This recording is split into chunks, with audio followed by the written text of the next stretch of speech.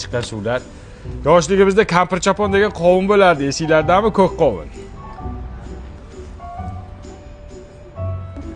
Vay. Mana shu suvdan ana shuni ta'mi keladi. Hadi kel. Buni har xil ta'mi bor. Limonligi bor, mana anorligi bor, shaftolligi, xullas har xili bor.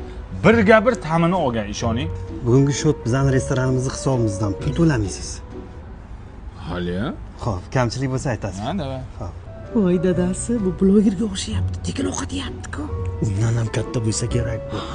Boya savolim javobsiz qoldi. Nima ish qilasiz? Yozuvchiman. Voy, roman yozasizmi? Yo'q. Odamlarning ustidan, tagidan, pastidan, u yoqdan yozaman. Pisatilman. Boya birinchi mashina tashab ketdi-ku.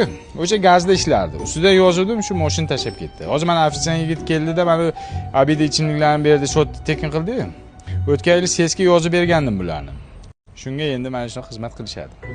Dadasi, biz yozuvchiga beradigan qizimiz yo'q. Tur ketdik. Bermasanglar sizlarni ham yozaman. Nima deb yozasan? Qizingni iffatsiz deyman. O'zinglarni vijdonsiz deb yozaman. Voy oytog' bashara, bilganingni qil. Bilganimni qilsam chidolmaysizlar, nima deyapsiz? Yo'q, sansirama, yozsang yoz. Yozsam chidaysizmi? Chidaysizmi? Men qalamim o'tkir, men kimlarni yozmaganman?